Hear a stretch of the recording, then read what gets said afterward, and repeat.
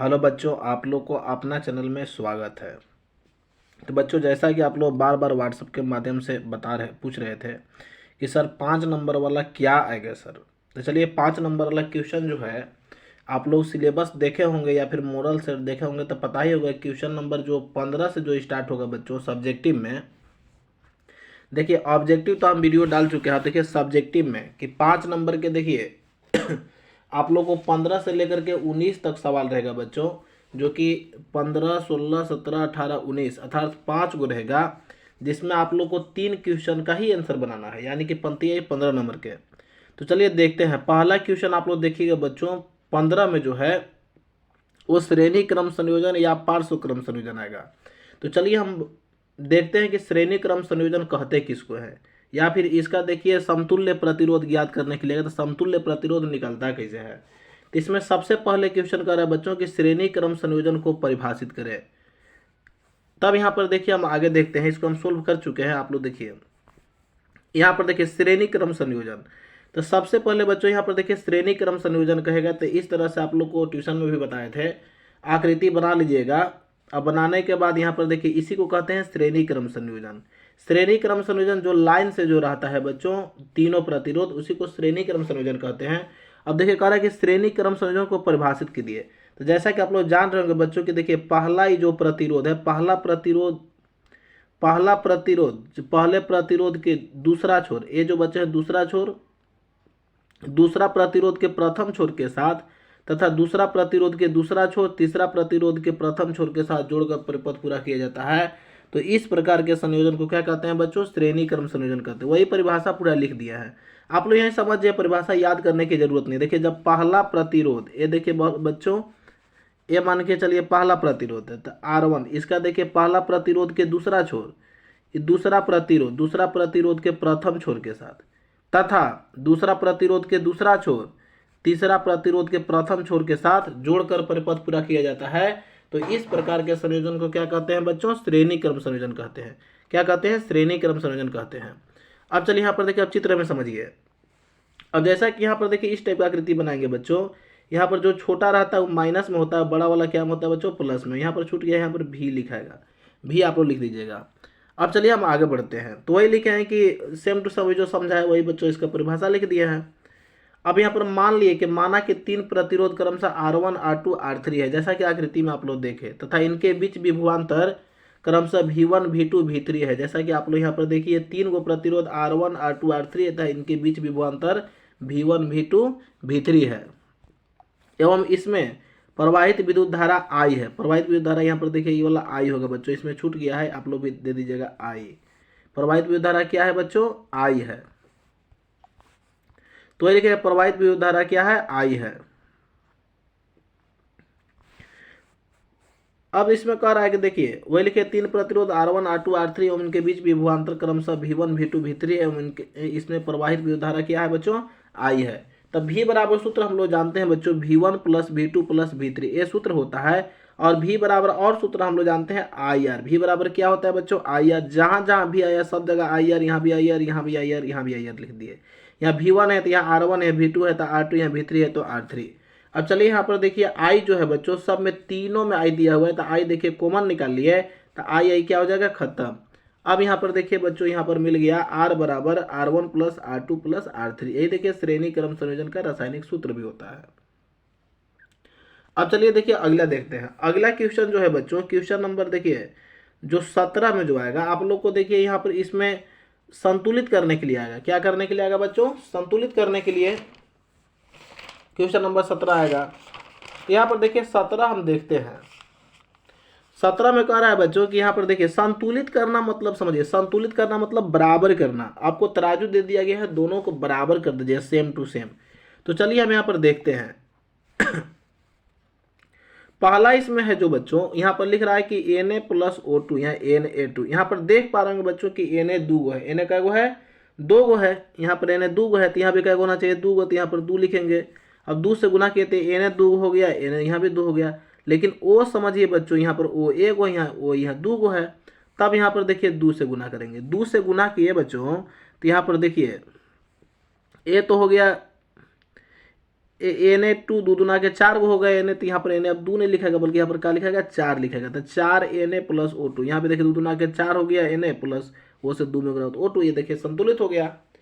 अब same to same देखिए बच्चों, अगला देखिए दूसरा, देखिए यही कर रहा है, दूसरा में वैसे ही देखेंगे। दूसरा जो सवाल इसमें है बच्चों, इसमें कह रहा है कि H2 बच्चों यहाँ पर देखिए H दो है, H यहाँ भी दो, H तो बराबर है, S यहाँ एगो है, S यहाँ भी बराबर है। O देखिए यहाँ पर यहाँ दो है, O दो है, O यहाँ पर देखिए बच्चों यहाँ एगो है, दो है तीन गो है, जबकि यहाँ वो एक एगो है।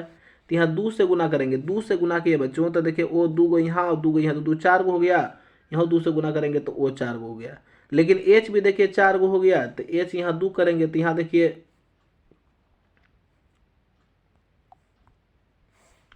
यहाँ पर देखिए उससे भी नहीं बन रहा था। अब यहाँ समझिए, यहाँ पर देखिए क्या करेंगे बच्चों कि यहाँ पर देखिए 3, यहाँ 2 से गुना करेंगे तो वो हो गया 4 गो, यहाँ 2 से गुना करेंगे तो वो यहाँ भी 4 गो। अब H देखिए बच्चों यहाँ पर, लेकिन फिर यहाँ समझिए H यहाँ का हो गया 4 गो, यहाँ 2 गो, तो 2 से गुना करेंगे, तो 2 से गुना करेंगे तो H 4 गो हो गया, H 4 गो हो गया। S यहाँ पर देखिए एगो है, S यहाँ भी S देखिए यहाँ 2 गो हो गया, 2 से S में गुना करते हैं, 2 से गुना करेंगे तो 2 से गुना किए बच्चों, तो यहाँ पर देखिए S 2 हो गया, S यहाँ भी 2 हो गया, H देखिए 2 दूना के 4 गो हो गया, H यहाँ भी 4 गो हो गया, इस तरह से A और O भी देखिए 4 गो बराबर हो गया।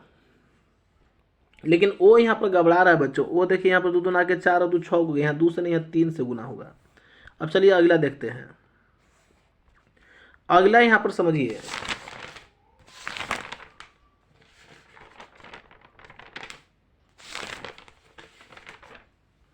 यहाँ पर देखिए तीसरा कह रहा है बच्चों कि पीबी देखिए यहाँ पर देखिए पीबी एगो है, यहाँ भी एगो है। ओ देखिए ओ यहाँ समझिए ओ 2 2 4 1 5 गो है, तो 5 गो तो नहीं होना चाहिए, यहाँ देखिए 6 गो है, तो यहाँ 2 से गुना करेंगे तो देखिए ओ यहाँ पर देखिए हो गया 2 2 4 2 6 गो हो गया, ओ यहाँ भी 6 गो हो गया। एन देखिए एगो है, एन एगो है, लेकिन पीबी यहाँ 2 गो हो गया, तो यहाँ पीबी एक एगो है, तो यहाँ 2 से गुना करेंगे। अब देखिए यहाँ 2 से गुना किए तो बढ़िया से इसमें बनाइएगा बच्चों। यहाँ पर देखिए 2 से गुना किया, चलिए फिर से समझाते हैं। यहाँ पर देखिए 2 से गुना किया तो पीबी 2 हो गया, यहाँ देखिए पीबी एगो है, तो यहाँ भी 2 से गुना करेंगे तो पीबी यहाँ समझिए 2 गो, यहाँ भी पीबी 2 गो। ओ समझिए हो गया यहाँ 3 दूना के 6 और 2 12 गो हो गया। तो ओ यहाँ देखिए 2 गो ओ, यहाँ 2 गो, 2 2 कितना हो गया 4, और यहाँ 12 चाहिए तो 2 2 4 हो गया, और यहाँ 6 करेंगे तब बच्चों 6 दूना के 12 हो गया। लेकिन एन समझिए, एन यहाँ पर देखिए एन का वो है, एन 2 से गुना किया 2 गो एन है, तो यहाँ 2 से गुना करेंगे, तो 2 से गुना करेंगे बच्चों। ये सब देखिए पीबी बराबर हो गया, पीबी यहाँ भी बराबर हो गया, एन यहाँ पे देखिए बराबर, एन यहाँ भी बराबर। लेकिन ओ समझिए 3 दूना के 6 गो, 6 दूना के 12 गो है, लेकिन ओ यहाँ पर देखिए 2 2 दूना के 4, 4 और 2 कितना हो गया 6, और यहाँ 6 चाहिए, तो यहाँ 3 से गुना करेंगे, 6 से 3 से गुना तब 3 दूना के 6 हो जाएगा, 6 और 4 10 और 2 12 हो गया। अब चलिए अगला देखते हैं चौथा समझिए बच्चों, यहाँ पर एन एगो है, एन एगो है, एच देखिए यहाँ 2 गो एगो, यहाँ 3 गो है, एच यहाँ 2 एगो, तो यहाँ 3 से गुना करेंगे तो 3 दूना के 6 गो हो गया, यहाँ देखिए 3 दूना के 6 गो, लेकिन एच यहाँ 2 गो, और यहाँ देखिए रुके बच्चों यहाँ पर घबरा रहा है, फिर से देखिए यहाँ 2 से गुना कर देंगे, यहाँ भी 2 से गुना करेंगे, 2 दूना के 4 गो एच हो गया, यहाँ भी 4 गो, एन देखिए यहाँ एगो है, और एन यहाँ पर यहाँ 2 गो है, 2 से एन तो हो गया, यहाँ भी 2 से गुना करेंगे, ए बराबर हो गया। अब समझिए एच यहाँ एगो, एच यहाँ देखिए एच एगो यहाँ 2 गो है, यहाँ पर भी 2 गो, एच बराबर है, एन एगो बराबर है, ओ एक यहाँ भी बराबर है, सी एल एगो सी एल बराबर है, तो ऑलरेडी बराबर है। अब चलिए अगला देखते हैं। अगला क्वेश्चन जो बच्चों आप लोग का आने वाला है, ये देखिए आएगा मानों में बच्चे का लिंग निर्धारण को समझाएं, या फिर पूछेगा बच्चों को मानों में बच्चे का लिंग निर्धारण कैसे होता है। तो बच्चों सबसे पहले हम लोग समझें कि मानव में बच्चे का लिंग निर्धारण होता क्या है। देखिए किसी भी शिशु के जन्म से पूर्व लड़का या लड़की होने की भविष्यवाणी करना ही लिंग निर्धारण कहलाता है, क्योंकि बच्चा देखिए जन्म लेता है तो ऑलरेडी पता चल जाता है कि लड़का है कि लड़की, उसको जन्म से पहले ही भविष्यवाणी करना है कि लड़का होगा कि लड़की, यही देखिए लिंग निर्धारण कहलाता है। तो बच्चों आज हम लोग जानेंगे मानव में बच्चे का लिंग निर्धारण जो है बच्चों वो पिता के गुणसूत्रों पर निर्भर करता है, क्योंकि जैसा कि जानते होंगे आप लोग बच्चों कि मानव में 23 जोड़ा गुणसूत्र पाए जाते हैं। कितने जोड़ा गुणसूत्र पाए जाते हैं बच्चों? 23 जोड़ा। गुणसूत्र दो प्रकार के होते हैं, एक्स और वाई। महिलाओं में दोनों गुणसूत्र जो होते हैं बच्चों एक्स एक्स होते हैं, जबकि पुरुष में गुणसूत्र जो होते हैं एक एक्स होता है एक वाई होता है बच्चों। अब चलिए चार्ट के माध्यम से हम समझते हैं। देखिए ये हम बताएं कि मानव में बच्चे का लिंग निर्धारण पिता के गुणसूत्रों पर निर्भर करता है। जी हाँ बच्चों, क्योंकि पिता में जो माता में जो गुणसूत्र होता है बच्चों एक्स एक्स ही होता है। क्या होता है? एक्स एक्स, जबकि पिता में होता है एक्स और वाई। जब देखिए एक्स और एक्स मिले, कल के ऑलरेडी माता में तो एक्स एक्स ही है। अब देखिए पिता में ही दो तरह के गुणसूत्र है, जब एक्स एक्स मिलेंगे बच्चों तो लड़की जन्म लेगी। अब देखिए एक्स और वाई जब मिलेंगे बच्चों एक्स वाई तभी लड़का होगा। सेम टू सेम, यही देखिए समझा दिए हैं कि जब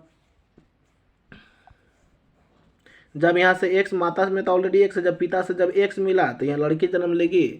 और जब देखिए बच्चों पिता से जब वाई मिला,